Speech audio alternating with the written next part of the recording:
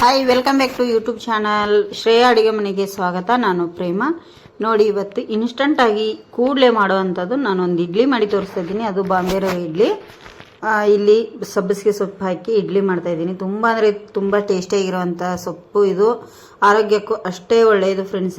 ಈ ಥರ ಇಡ್ಲಿ ನಾವು ಕೂಡಲೇ ಮಾಡಿ, ಮಕ್ಕಳು ಇಡ್ಲಿ ಬಿಡಿದ್ರೆ ಕೂಡಲೇ ಮಾಡಿ ಕೊಡ್ಬೋದು ನೋಡಿ ಫ್ರೆಂಡ್ಸ. ತುಂಬ ಈಸಿಯಾಗಿ ಬರುತ್ತೆ.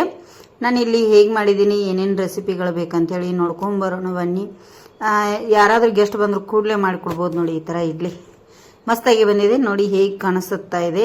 ತಿಮರೆ ಚಟ್ನಿಯೊಂದಿಗೆ ಸರ್ವ್ ಮಾಡಿ ತೋರಿಸ್ತಾ ಇದ್ದೀನಿ ಫ್ರೆಂಡ್ಸ. ನೀವು ಒಂದ್ಸತಿ ಮನೇಲಿ ಟ್ರೈ ಮಾಡಿ ಹೇಗೆ ಬಂದಿದೆ ಅಂತೇಳಿ ಕಮೆಂಟ್ ಮಾಡಿ. ಹೊಸಬ್ರು ನಮ್ಮ ಚಾನಲ್ ನೋಡ್ತಾ ಇದ್ದಾರೆ, ಪ್ಲೀಸ್ ಸಬ್ಸ್ಕ್ರೈಬ್ ಮಾಡ್ಕೊಳ್ಳಿ.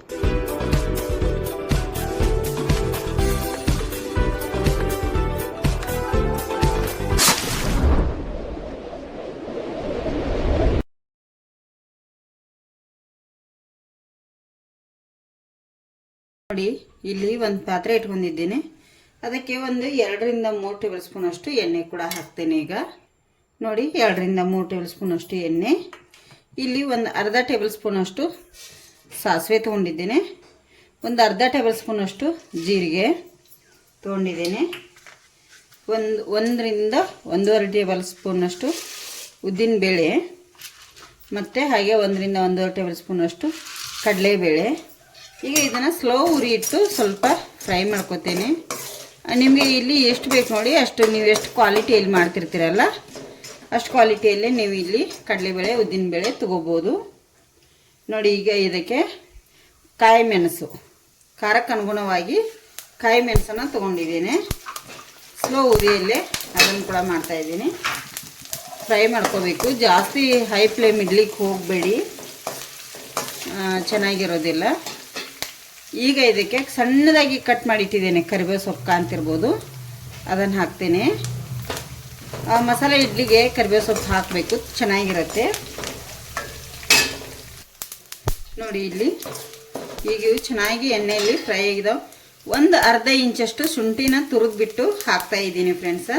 ಶುಂಠಿ ಹಾಕಿದರೆ ಸ್ಪೈಸಿಯಾಗಿ ಚೆನ್ನಾಗಿರುತ್ತೆ ಅಂಥೇಳಿ ಅಷ್ಟೇ ನೋಡಿ. ಇಲ್ಲಿ ಇನ್ಸ್ಟಂಟಾಗಿ ಮಾಡೋದ್ರಿಂದ ನಾನಿಲ್ಲಿ ಚಿರೋಟಿ ರವೆನ ತೊಗೊಂಡಿದ್ದೀನಿ. 1 ಬೌಲ್ ಚಿರೋಟಿ ರವೆ ನೋಡಿ, ಇಲ್ಲಿ 2 ಬೌಲು ಚಿರೋಟಿ ರವೆನ ನಾನಿಲ್ಲಿ ಹಾಕ್ತಾಯಿದ್ದೀನಿ.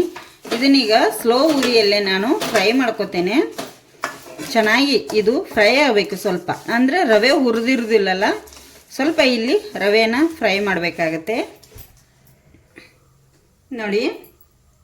ಒಂದು 2-3 ನಿಮಿಷ ಫ್ರೈ ಆದಮೇಲೆ ಸ್ವಲ್ಪ ನಾನಿಲ್ಲಿ, ಸಾರಿ ಫ್ರೆಂಡ್ಸ, ಇದನ್ನು ಅರಿಶಿನ ಹುಡಿನ ಎಣ್ಣೆಯಲ್ಲೇ ಹಾಕಬೇಕಾಗಿತ್ತು.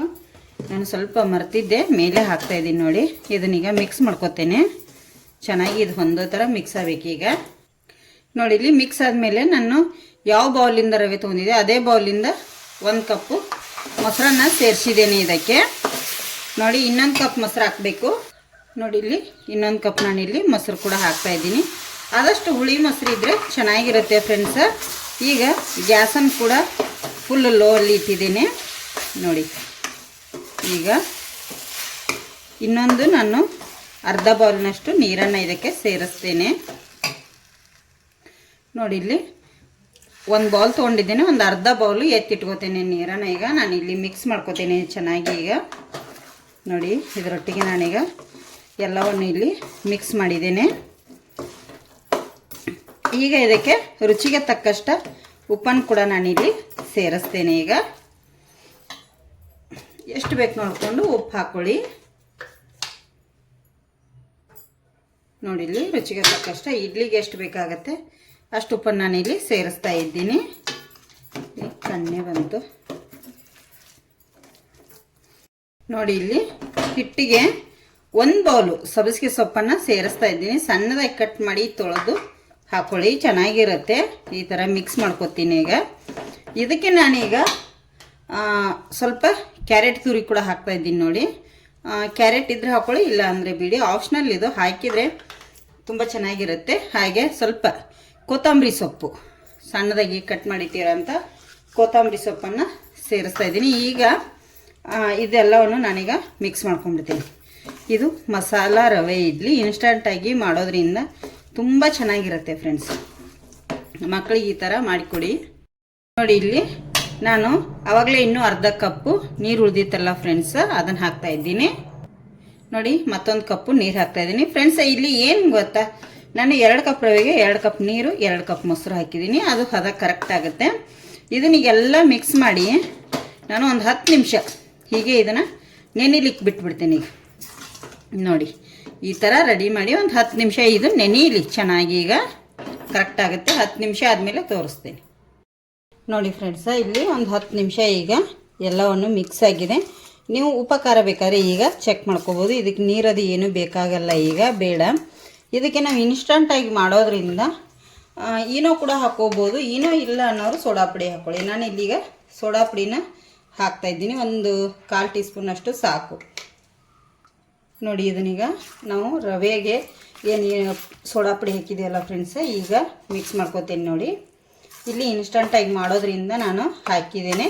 ನಿಮಗೆ ಬೇಡ ಅಂದರೂ ಕೂಡ ಒಂದು ನೈಟು ನೆನೆ ಇಡ್ಬೋದು. ಇಲ್ಲಿ ನೋಡಿ ಈಗ ಇಡ್ಲಿ ಮಾಡಲಿಕ್ಕೆ ರೆಡಿ ಮಾಡ್ಕೋತೇನೆ.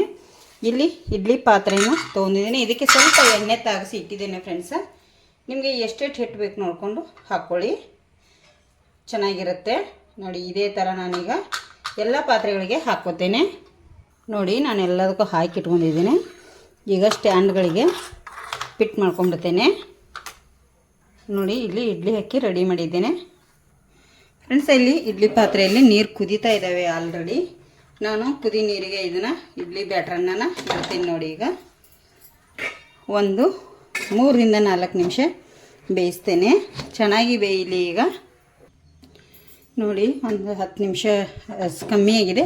ನಾನು ವಾವ್ ಸೂಪರಾಗಿ ಬಂದಿದೆ ನೋಡಿ ಮಸಾಲೆ ಇಡ್ಲಿ ಫ್ರೆಂಡ್ಸ.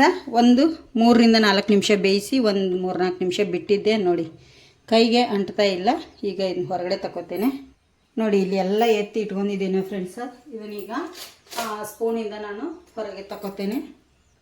ನೋಡಿ ಈಜಿಯಾಗಿ ಬರ್ತಾವೆ ಫ್ರೆಂಡ್ಸ, ತುಂಬ ಚೆನ್ನಾಗಿರ್ತಾವೆ. ನೋಡಿ ಎಷ್ಟು ಮಸ್ತಾಗಿ ಬಂದಿದ್ದಾವಲ್ಲ ಇಡ್ಲಿ. ಈಗ ಇದೇ ಥರ ನಾನು ಎಲ್ಲವನ್ನು ತೆಗೆದಿಟ್ಕೋತೇನೆ. ನೋಡಿ ನಮ್ಮದು ಮಸಾಲೆ ಇಡ್ಲಿ ಎಷ್ಟು ಚೆನ್ನಾಗಿ ಬಂದಿದೆ, ಮಸ್ತಾಗಿದೆ ಫ್ರೆಂಡ್ಸ್. ನೋಡಿ ಎಷ್ಟು ಸ್ಮೂತಾಗಿ ಎಷ್ಟು ಚೆನ್ನಾಗಿ ಬಂದಿದೆಯಲ್ಲ. ನಾನಿಲ್ಲಿ ತೀಮಾರಿ ಚಟ್ನಿ ಕೂಡ ಮಾಡಿದ್ದೀನಿ ಫ್ರೆಂಡ್ಸ, ಸೂಪರಾಗಿದೆ. ಆರೋಗ್ಯಕ್ಕಂತೂ ಅಷ್ಟೇ ಒಳ್ಳೆಯದು. ನೀವು ಒಂದು ಸತಿ ಮನೆಯಲ್ಲಿ ಟ್ರೈ ಮಾಡಿ, ಹೇಗೆ ಬಂದಿದೆ ಅಂಥೇಳಿ ಕಮೆಂಟ್ ಮಾಡಿ ಹೇಳಿ. ಹೊಸಬ್ರು ನಮ್ಮ ಚಾನಲ್ ನೋಡ್ತಿದ್ರೆ ಪ್ಲೀಸ್ ಸಬ್ಸ್ಕ್ರೈಬ್ ಮಾಡ್ಕೊಂಡು ನೋಡಿ.